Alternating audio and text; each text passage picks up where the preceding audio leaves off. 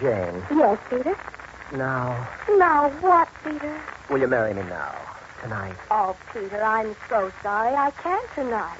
Tonight I have to solve the case of a dead man's chest. Oh.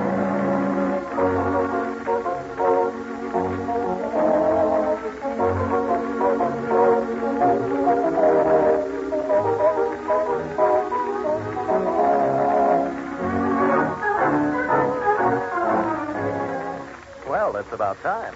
About time to meet Miss Sherlock, as smart a little gal as ever stumbled across a real-life clue.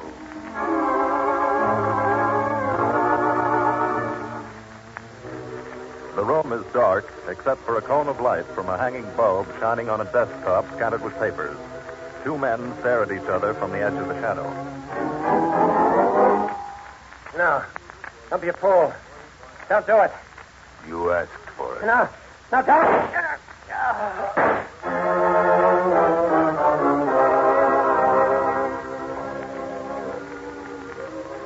One man moving now, burning papers in a grate. The other man sprawled forward, one outflung hand touching the desk calendar, stiffening fingers point to the date line, July 7, 1939.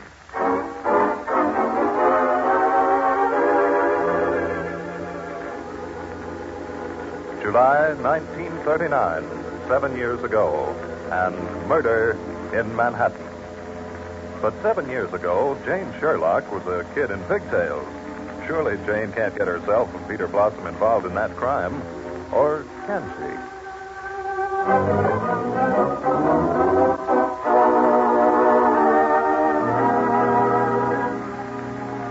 Right now, in the office of Blossoms on Broadway, where Jane works for Peter's mother as buyer for the special shopping service, Jane is saying, Peter, Mr. Bloom's an antique dealer, and he bid $275.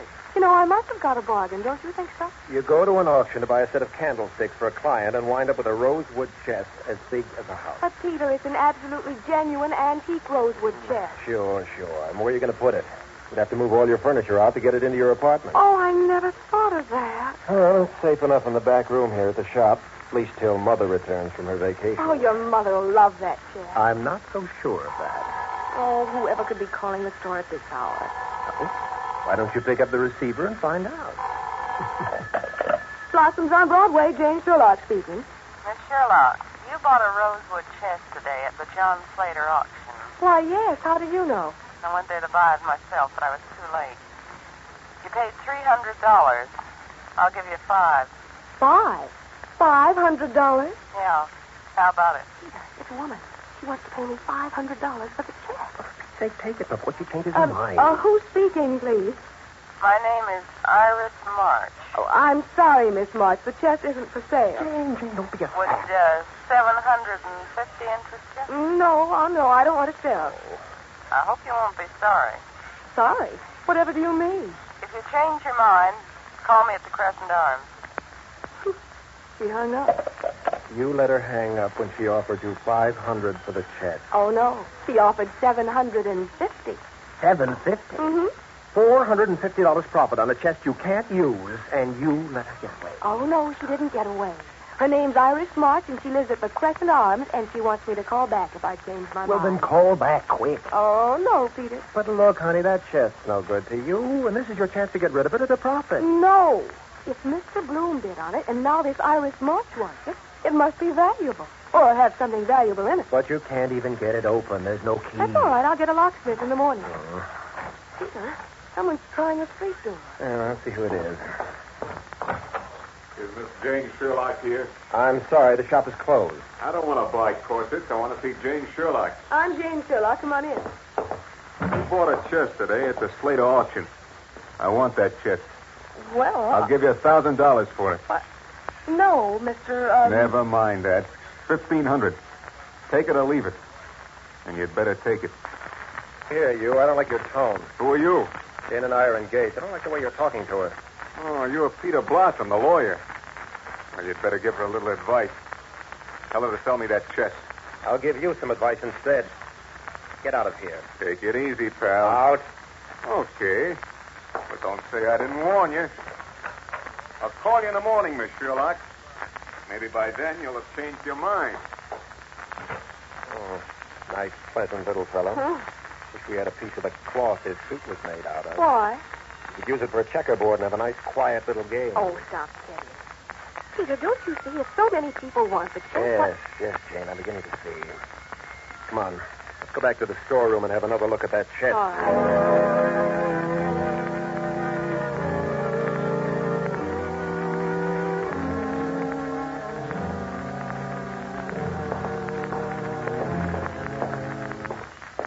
Maybe we can force the lock and see what's in the chest. Oh, no, Peter, that would ruin it. Well, I don't see what... Listen. Someone in the storeroom. There's someone breaking into the chest. We'll see about that. Hey, you with the flashlight, what do you think you're doing? Turn the light off. Look out, Peter!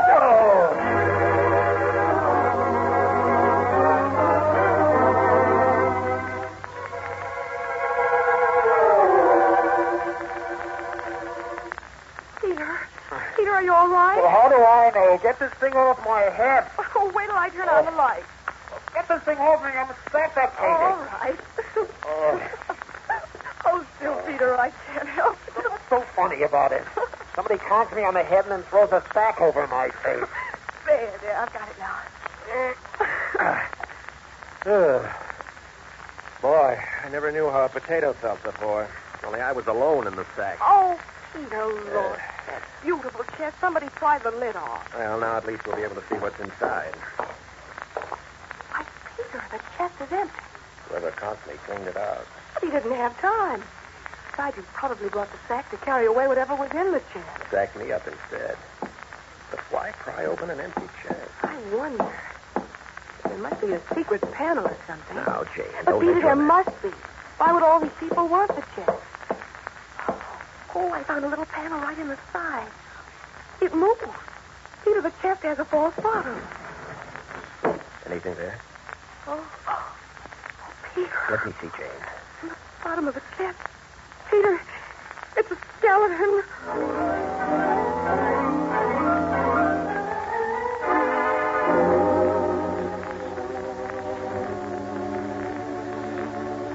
Well, Chief, this is one time we didn't need Doc Ryan to tell us the guy's really dead. Do we ever, Tollison? No, Chief. That was just a joke. Yes. Well, save it. You won't think it's a joke when the commissioner gets on our neck. And nice work, Jane. We have enough trouble at homicide solving nice, fresh killings without you digging up a skeleton. Oh, but I didn't dig it up. Well, how did it happen? Well, you see, Captain Dingle, I went to the Slater auction to buy a set of candlesticks for Mr. Lackworthy. He's a client of the Blossom Special Shopping Service and specializes in all sorts of lighting things like candles and lamps and Now, lanterns. wait a minute. Peter, maybe you'd better tell us. Well, there isn't much to tell, Dingo. Jane saw this rosewood chest and bought it. And we couldn't get it open because there wasn't any key, and I didn't have room to take it to my apartment, and so we brought it here to the shop. And busted it open with a hatchet, I Oh, no. The man did that. What, man? Why, the man that thought Peter was a potato. Look, Jane, are you crazy or am I? Well, I don't know about you, Dingy. Don't call me Dingy. All right.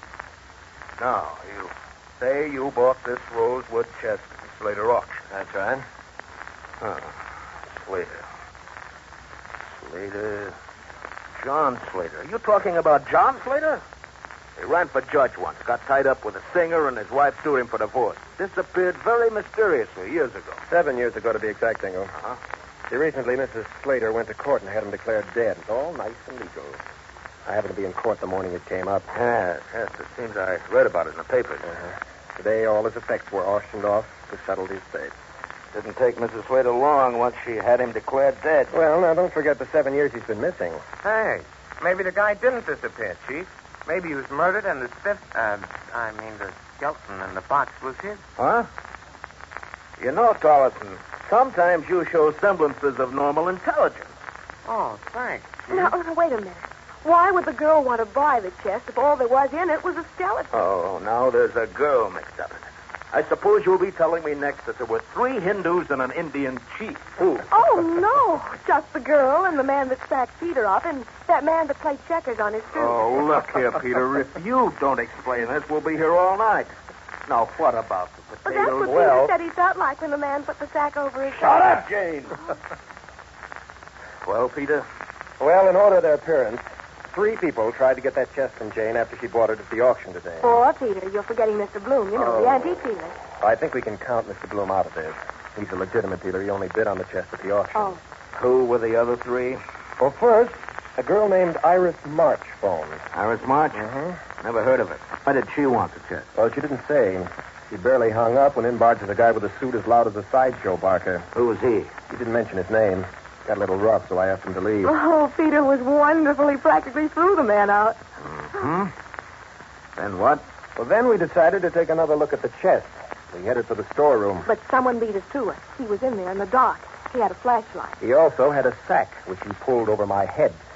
I suppose he brought the sack along to cart off the skeleton. And after he hit Peter, he ran away. Maybe that was the same guy, the one in the racetrack suit. No, I think this was a bigger man. How do you know, Peter, if the room was dark? I scuffled with him.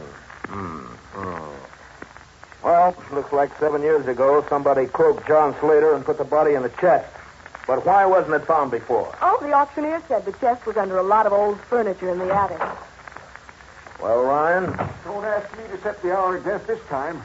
All I can tell you is somebody pumped 2 bullets into the guy a lot of years ago and dumped him in the chest without any clothes or identifying objects. Hey, Chief. Yeah? How about fingerprints? Collison, did you ever try to get fingerprints off of a skeleton? Oh, excuse me, Chief. I see what you mean. Yeah. Oh, maybe his dentist can help us out. Any fillings in the teeth? Got no teeth. The stiff must have worn false teeth, and the killer threw them away. There's one thing, though. What's that? Healed fracture of the left femur. Huh? The stiff had a broken leg that healed, huh? And the leg is slightly shorter than the other. Well, that may help. Now we'll have to see if we can run down this March girl. Oh, I know where she lives. What? Why didn't you say so She before? didn't ask me. Well, I'm asking you now. She said I could call her at the Crescent Arms. Oh. Collison got the number of the Crescent Arms. Oh, I already looked it up. Here it is. Okay. Here's where we have a little chat with Iris March. Yeah, but if she cloaked the guy, she won't be there, Chief. Well, one thing in our favor, Collison, is that none of these people know that the police have been called. Well, maybe she's out for the evening. She wanted the chest, didn't she? She'll be there. Hello, is Miss March... Help me. He's going to kill me. Help.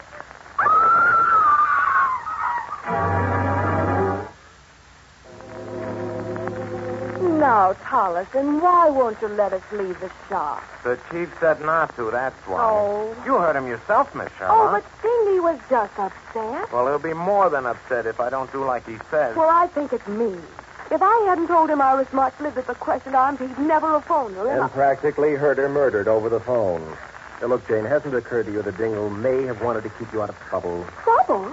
I never had any trouble. No? This looks like trouble right now. Said it, buddy, if you don't get your mitts up right away. Hey, you can't do that. I can't, huh? Watch the other guy, Joe. Hey, you hit Collison with that gun. You killed him. Nah, he's just listening to the birdies sing. Anybody else want to try something? Not at the moment. Oh, a wise guy, huh? Well, so was the other bird, and you saw what happened. You want some of the same? Thanks, no. This guy on the phone looks like a cop. I hate cops. Shut up, Joe. Signal the boss through the window. He's coming now. Everything under control, boys? Oh, sure, boy. The guy on the floor got reckless, but he's behaving now. Good. Well, if it isn't our old friend Checkers. What do you mean, checkers? Just admiring your suit. What's the matter with his suit? It's that Rags back. That's three notes. It's tailor-made. Shut up, Joe. Well, Rags, you must give me the name of your tailor. Rags, huh? Rags Doherty. That's right. And that's too bad. We'll have to change our plans now. Your plans? Yes, we came for the chest. Your friend hadn't spotted who I was. We meant to leave you here.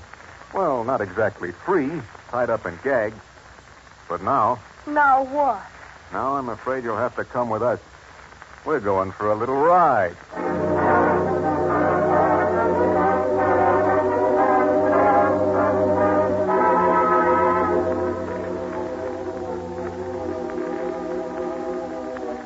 Peter. Yes, Jane. Scared. Oh, a little. What do you suppose they're going to do to us? I wish I knew. Maybe it's better I don't. You know where we are? Sure, I know this neighborhood. We're in the back room of a closed-up nightclub. A nightclub? It's been closed 5 or 6 years. Rags Doherty used to run it. He called it the Beau Brummel. The Beau Brummel. This dirty room. Peter, are you tied up like I am? Can't move a finger. Well, maybe one finger. Calling this place the Beau Brummel was just like Doherty. We used to call him Glad Rags. He always fussed about clothes. Peter, I think maybe I can get my hands on it. Well, try, Jane. Maybe we'd better not talk. No. Keep talking. As he's just outside, he might get suspicious. Keep working your hands while we talk. All right. Peter, what do you suppose will happen to Tollison? I don't know. Rags left the mug he called Joe to watch him while they brought us here. Well, I'm afraid for Tollison. Joe said he hated policemen, and if he Well, finds out... don't worry, Jane. Rags sent Nat back to help Joe bring the chest. We'll keep Joe in line. Is Rags a gangster? He runs a string of nightclubs now, Jane. He used to be mixed up with the Hank Turner outfit. Who's Hank Turner? He's a crooked politician. Rags is a strong-arm boy, and... Hey, wait a minute. What is it, Peter? Slater, the guy that originally owned the chest, was mixed up with Turner, too. That's why he blew town. Peter, maybe that's the connection. Why, of course it is. Slater was a crooked lawyer. The Turner crowd was running him for judge. Uh-huh. Then his wife sued for divorce, and they threw him to the wolves. For why? They couldn't stand the scandal. There was a nightclub gal in it, a gal named, May something or other. May North, that's it. Peter, the rope's giving. Good, keep at it. Yeah, May North. And May used to sing in Doherty's nightclub. Then maybe Rags killed Slater and put him in that chest. Maybe that's why Rags had to have the chest. Maybe. I wish I knew if Slater had a bad leg. A bad leg? Why? The skeleton. One leg was shorter than the other. An old break. Peter, I've got my hand free. Oh, hurry. Slide over and untie me. Quiet. All right. Roll over on your side. I can't get at the knot. Is that better? Oh, it's not this time. Oh, Jane, hurry. Hey, hurry, all I can. Oh! Hold it, sister. Well, I wasn't going anywhere. I'll say you're not. Good thing I decided to look in on you. Sit down on that chair. Easy, Rags. No need to get rough. Shut up, mouthpiece. Now, sister, put your arms back of the chair. Oh, right. There. I guess that'll hold you. I'm sure it will. Don't have time to untie the counselor here, eh? No, worse luck. Well, see you behave yourself, or I'll stick Joe onto you. Joe? You mean the one who hates policemen? Yeah. There's only two things Joe hates worse than coppers. That's lawyers and women. Peter. Yes, Jane. Oh, Peter, I wish Captain Dingle were here.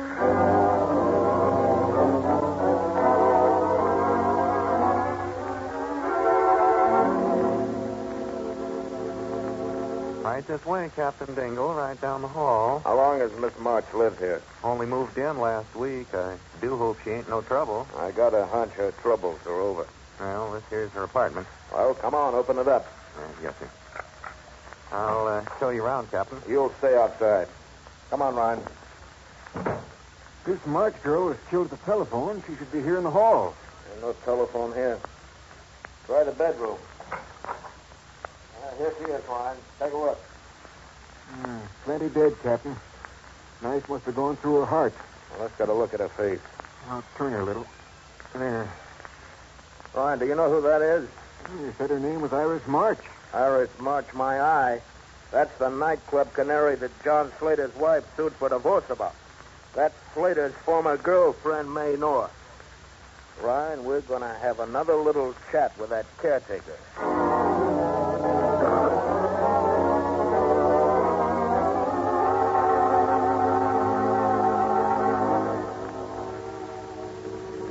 Why, yes, Captain Dingle. Like I said, she only moved in last week. I see.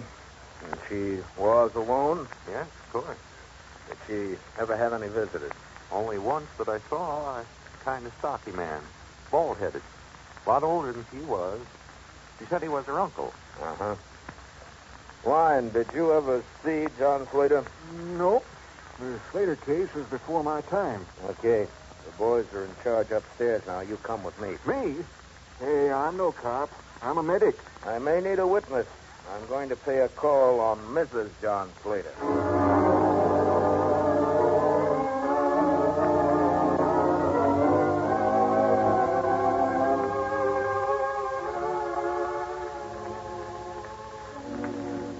You see, Captain, Captain Dingle, when my husband disappeared, I dropped the divorce proceedings I'd filed against him. And why, Mrs. Slater?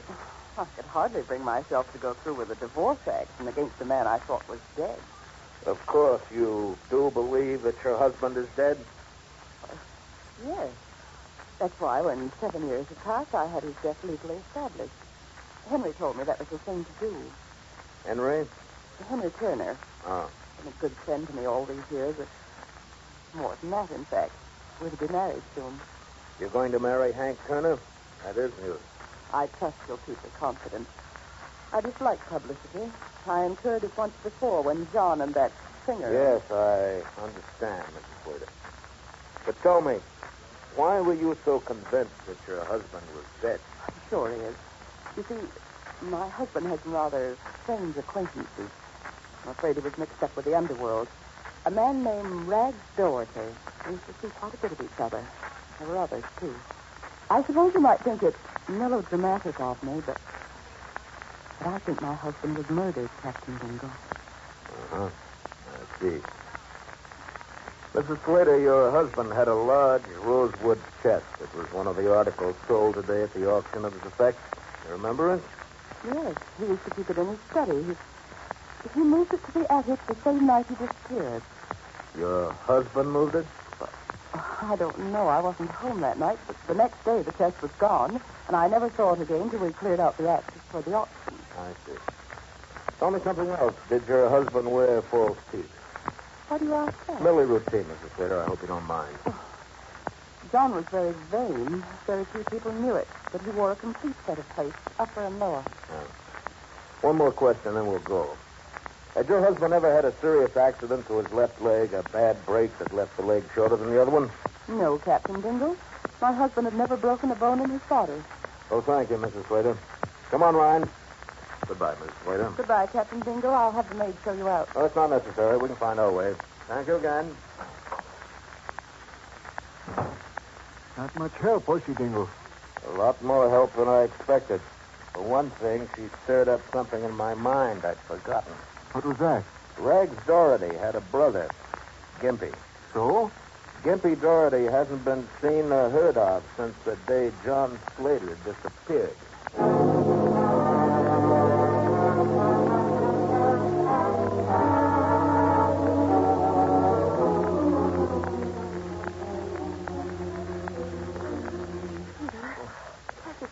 They did a good job of tying me up, Jane. Oh, gosh, there's someone coming.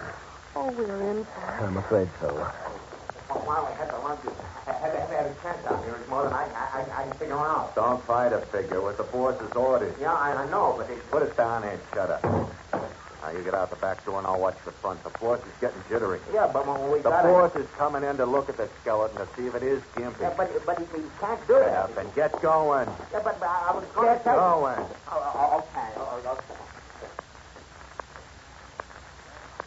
Well, Jane, here we are all together again. You and I and the dead man's chest. Oh, Peter, I wish I'd never seen that horrid chest. Well, you can say that again. Peter, who's Gimpy? Gimpy? Oh, and Matt said Rags wanted to see if the skeleton was Gimpy. Gimpy.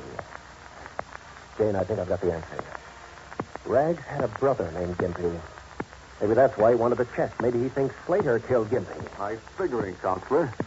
Exactly what I do think. I sent Gimpy to see Slater that night 7 years ago to tell him to pay off on a gambling debt. Gimpy never came back. And Slater disappeared. Yeah. And when I ran into May North yesterday, I put 2 and 2 together. May North. She calls herself Iris March now, but she was the gal who ran off with Slater. I scared her into talking. Slater's broke. He's back in town to keep his wife from marrying Hank Turner. But how? He was going to come to life again. But May said there was one thing he had to do first. Get that chest. Right, sister. That's when I tumbled. I tried to get the chest at the auction, but I was too late. So I came to you. And you killed Iris. I mean, May. Killed her? I didn't know she was dead. We think somebody killed her tonight just before you kidnapped her. That dirty rat Slater. He must have figured she spilled the dope to me. Well, if that's Gimpy in the chest, Slater will fry for both of them. Don't bother to look, Rags. It's Gimpy. Slater. I've been waiting for this minute. Hold it, Rags, right where you are. You won't dare shoot. I got a man on each door. You had a man on each door. I'm quite handy with a knife, as May found out tonight. We got Nat and Joe. Joe was a little stupid. I made a noise outside the back door. He stuck his neck out. As for Nat, he was watching the front. I came in back. And you killed Gimpy, my kid brother. Don't try anything, Rags. I'm not ready to kill you yet. Look, Slater, I'm Peter Blossom. Oh, I've heard of you. Oh, too bad, Mr. Blossom. Brother of the bar, too. But surely Trussed you're not up going nicely, you and the lady, like Christmas turkeys for roasting. Very fitting. When I burn this place down over your head. But, Mr. Slater, you wouldn't do that. Oh, but my dear, I have no choice. You see, John Slater's coming back to life. Nobody has anything on me now except the people here. I shoot Rags and burn this place with all of you and give these bones. Jane, don't do it. Rag, don't! Why, you little... I'm going to... Come on, Dorothy, or we'll come in after you. Nick, oh, there's this way. Jane Sherlock, where are you? She's there on the floor, Dingle. And so help me, I think she's fainted.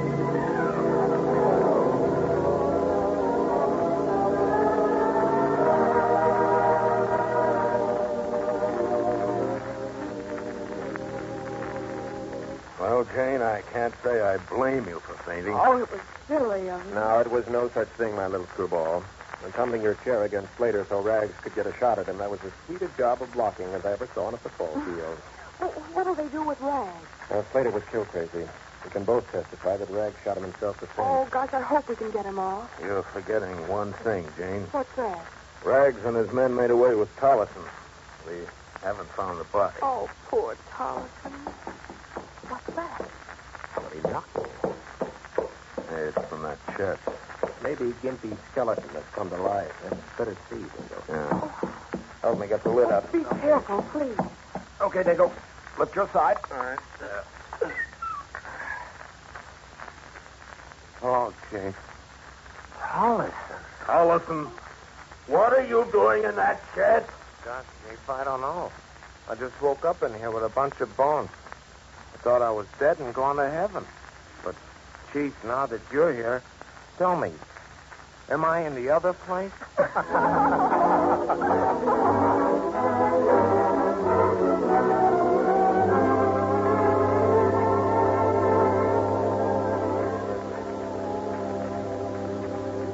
Well, Jane, I never thought we'd see your apartment again. Oh, neither did I, Peter. I thought we were goners. I hope we've heard the last of the Rosewood chest. Oh, Peter, so do I. Jane, honey, no more auction. No more auctions, Peter. Good. Oh, Peter, the door.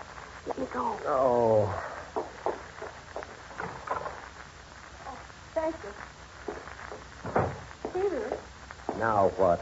it's a telegram from Mr. Bloom, you know, the antique dealer. Oh, what does he want? We've got to hurry over there right now. He's got another rosewood chest. Oh, where's my hat, Jane? Here we go again.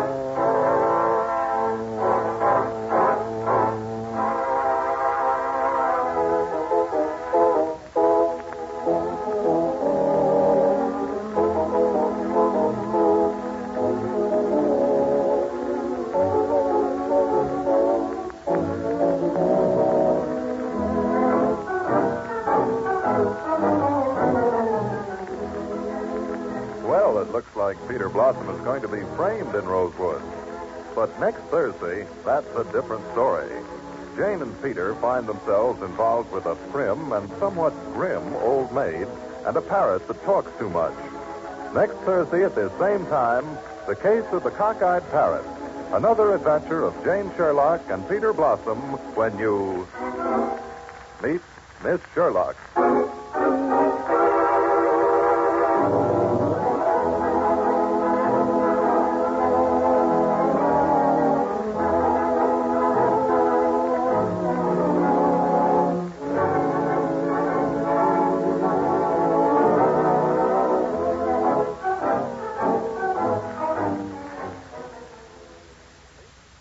Produced by by Dave Vaile, written by Don Thompson, and with original music composed and played by Eddie Dunstetter, is presented from Columbia Square in Hollywood. Tip